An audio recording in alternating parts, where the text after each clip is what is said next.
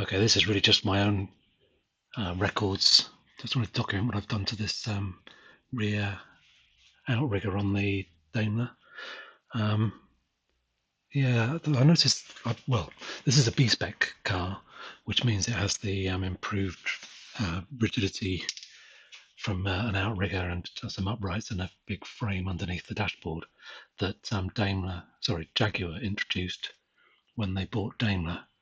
The Series 1 cars didn't have that additional strengthening, and they flexed, the bodies flexed, the whole scuttle flexed, and the doors would fall open apparently, and even the bonnet pop up and all that sort of thing. So not good. So Jaguar stiffened things up by putting in a horizontal outrigger along the underside of the door, and also some uprights at the back and uprights at the front, so a big hoop at the front underneath the dash.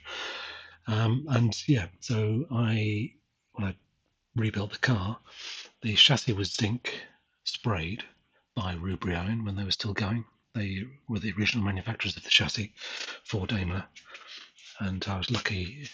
Back in the day, this is 45 years ago. They were still going, and they still had the jigs for the chassis. Would you believe? So I brought it up from London up to Birmingham on a trailer, and they had it for a few weeks to jig it all up and straighten it out a bit. And not that it really needed it, but more particularly they zinc metal sprayed it, so that was good. I also bought new outriggers. These are reproduction ones, I assume, back in the day, and bolted those in place. And the one on the near side is fine, but for some reason I don't know what I did at the time, but I obviously didn't treat it properly. And the one on this side, the offside, was getting quite rusty. So I have wire walled it down, wire brushed it down rather, and resprayed it with trusty Parkside, in other words, little metal protective paint, which I've actually found to be really good. I've used it a lot over the years, and it seems to stand up really well. So that's good. The other thing I'm about to do is I've just drilled a hole. At least I drilled it before I sprayed anything, but I drilled a hole there, which is about 5 mil, 4.5 mil, and the plan is to squirt some Waxoyl inside that cavity. There's a plate across the bottom about this level, but it does have some vents in it. It's not a continuously welded piece, but so there is a part stuffed up the bottom.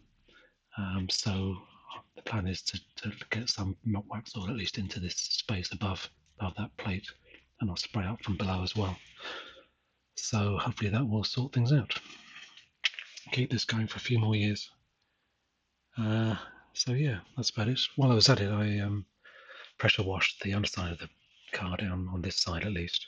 It's one of the reasons that this disc has gone all rusty.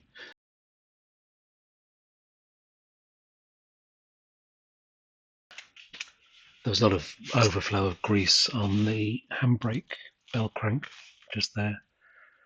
Handbrake's operated by a cable. I don't know if you can see that, but it's underneath the car there. It comes up, and there's a clevis at the end onto the bell crank, and it just has push pull rods onto the sort of mini calipers below the main calipers on the brakes down here. They work pretty well actually, surprisingly enough. As long as you keep an eye on them and keep them free and sort of lubricated, they're absolutely fine. So I will lubricate that bell crank while I'm here, and also the universal joint back there. And I think one of these days I'm going to take the springs off and get them tempered or whatever. They've been going a long time, and I think they could probably do with a bit of a refresh. Same with the bushes, and the rubber bushes don't look bad. There's no sign that they're breaking up or anything, but there again, wouldn't do any harm just to check them out and maybe replace them if needs be. So I'm just going to put a bit of blob of Loctite 5980 silicon sealant into that hole just to seal it up.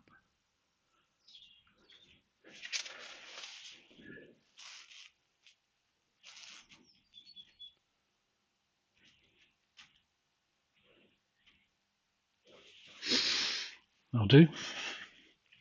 While I'm down here, this rebound rubber that I 3D printed out of TPU, thermoplastic polyurethane, is surviving really well. I mean, there's no sign of it dropping to bits or anything at all. It's just sat there happily doing its job. So I count that a big success. I'll put a link in the description again if anybody fancies printing their own.